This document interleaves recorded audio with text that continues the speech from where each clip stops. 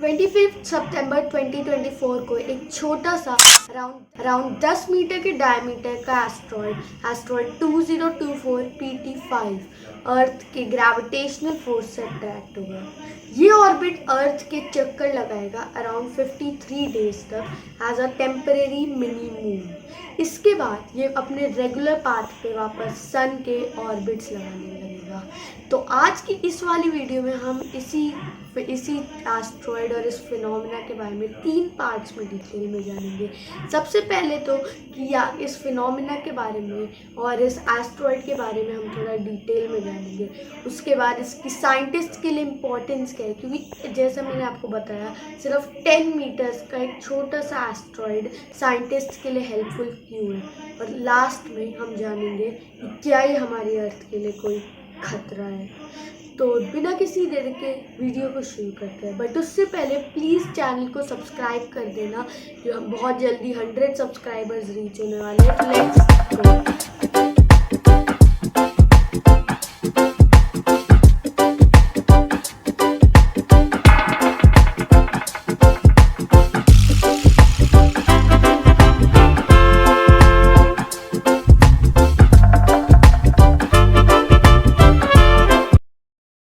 Asteroid था, इसे discover करा गया था अगस्त 7, 2024 को एटलस के द्वारा। एटलस बेसिकली है last asteroid terrestrial impact last alert system.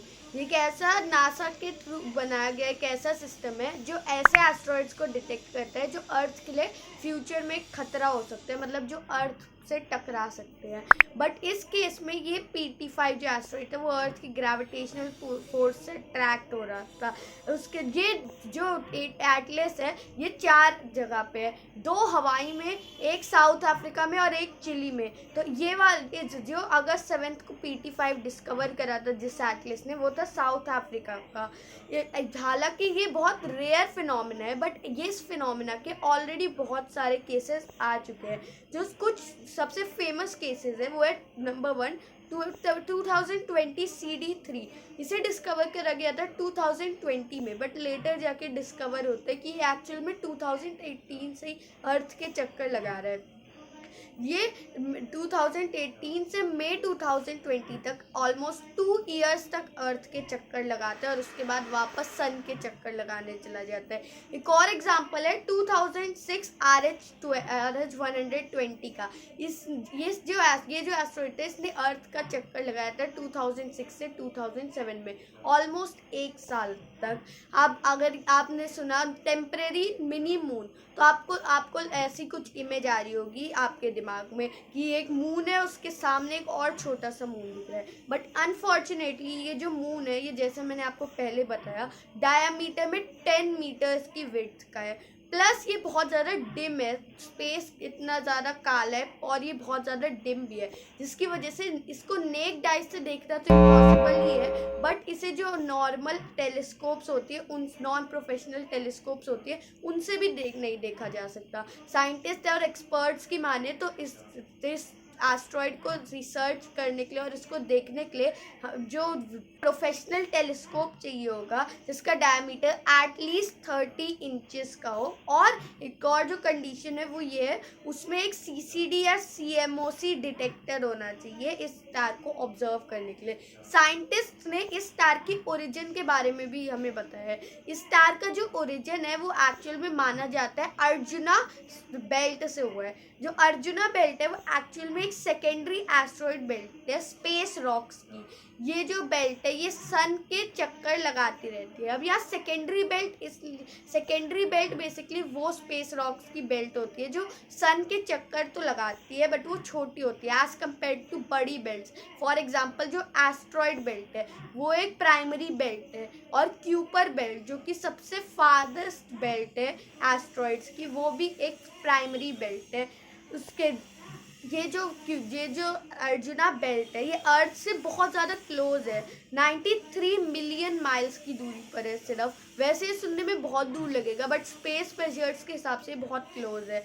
अगर किलोमीटर्स में बात करें तो 150 मिलियन किलोमीटर्स दूर है ये हमारे अर्थ से। इसलिए ऐसा बहुत बार हुआ है कि इसके जो एस्ट्रॉइड्स है वो बहुत बार अर्थ की ग्रेविटेशनल फोर्स से अट्रैक्ट होकर as a temporary mini moon earth के चक्कर लगाते हैं। अब मैं बार बार एक वर्ड यूज़ कर रहा हूँ जो है मिनी मून। अब हमने PT5 के बारे में तो डिटेल में समझ लिया, बट अब हमें ये भी समझना पड़ेगा कि मिनी मून फिनोमिना आखिर है क्या। तो बेसिकली ये मिनी मून फिनोमिना तब होता है जब कोई सेलेस्टियल बॉडी टेम्परेरीली हमारे अर्थ की ग्रेविटी के कैप्चर हो जाती है क्लोज अप्रोचेस के टाइम पे। और जैसा मैंने आपको बताया, ये अर्जुना बेल्ट जो है बहुत ज़्यादा क्लोज है अर्थ से। उसकी वजह से उसके बहुत से एस्ट्रॉइड्स बहुत ज़्यादा क्लोज आ जाते हैं अर्थ के, जिसकी वजह से वो अर्थ की ग्रेविटेशनल फोर्स में टेम्परेरीली कैप्चर हो जाते हैं।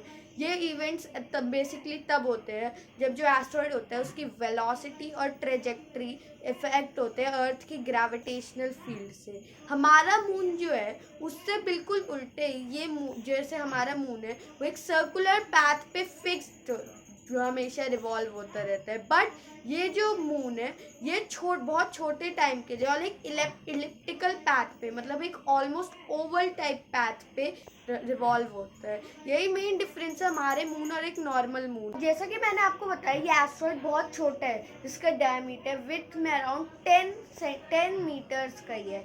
ये बहुत ज़्यादा छोटा है स्पेस ऑब्जेक्ट्स को अगर हम कंपेयर करें। तो आखिर क्यों और कैसे इतना छोटा ऑब्जेक्ट साइंटिस्ट के लिए बहुत ज़्यादा यूज़फुल है। तो 3 पार्ट्स में समझते हैं कि ये कैसे साइंटिस्ट के लिए यूज़फुल है।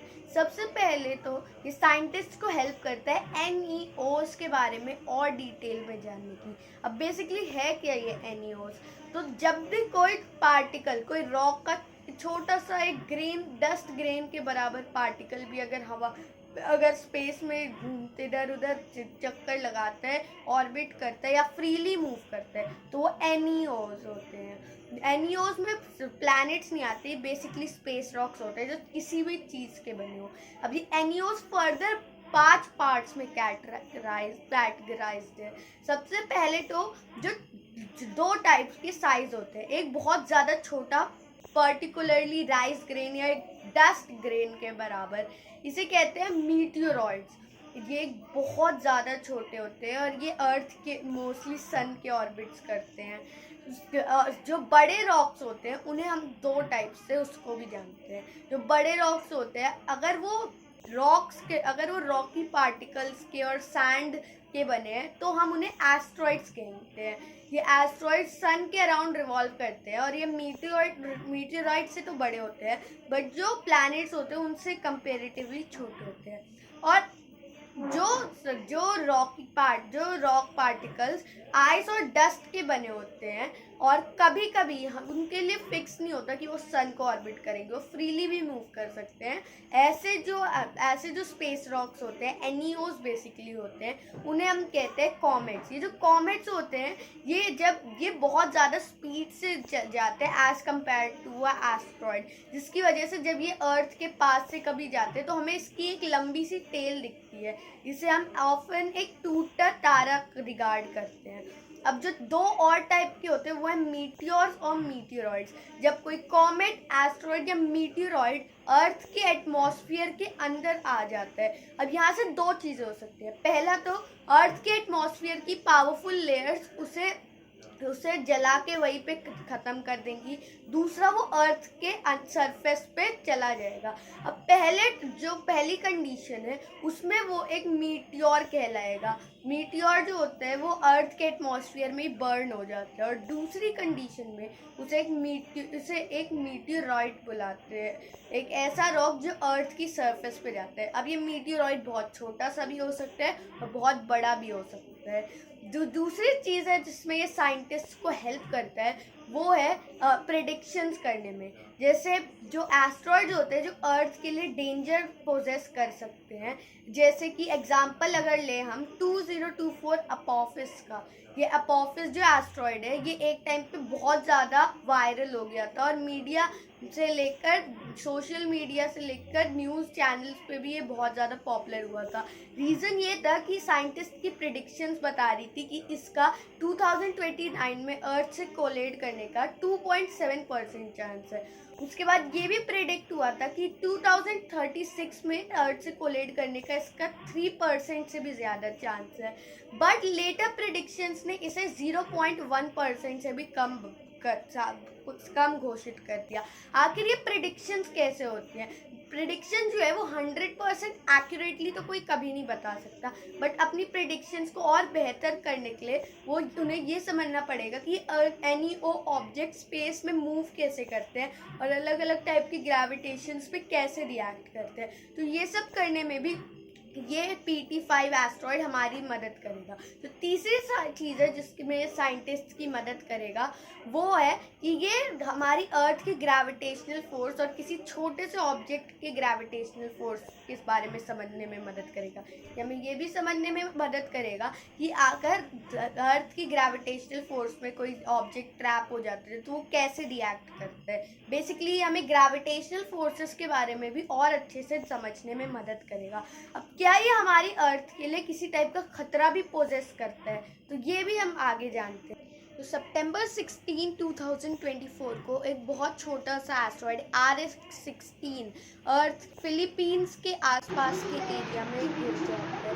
बहुत लकी फॉर्चुनेटली ये एस्ट्रॉयड ज़मीन पे गिरने के कुछ ही सेकंड्स पहले बर्न अप हो जाता है। बट इस इंसिडेंट से हमें ये समझ आता है कि एक्चुअल में जो स्पेस से कोई भी रॉक्स गिरना है वो अनप्रेडिक्टेबल। हालांकि हमारे पास बहुत से डिफेंस और अलर्ट सिस्टम्स है, बट फिर भी कभी कभी बहुत छोटे से ऐसे रॉक्स भी आते हैं जो कि अर्थ के एटमॉस्फेयर में एक्टिव हो जाते हैं और एक बहुत बड़ी तबाही।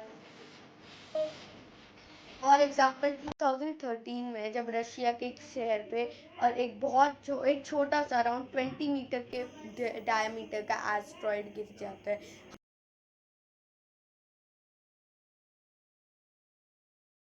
हालांकि किसी की डेथ नहीं होती, पर 4000 से ज़्यादा लोगों की को इंजरी होती है। इंजरी मेनली ग्लास लगने से या ऐसी कट लगने की वजह से इंजरीज थी। बट ये एक और एग्जांपल था कि हम बहुत चीज़ें ऐसी है जो बहुत ज़्यादा अनप्रेडिक्टेबल है। तो क्या PT5 के केस में भी ये अर्थ से कोलेड कर सकते हैं?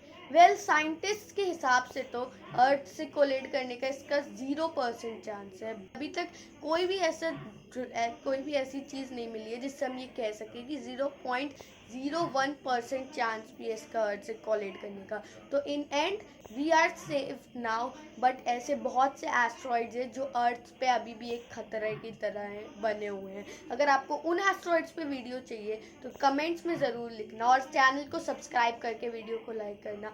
मिलते हैं अगली वीडियो में, तब तक के लिए गुड।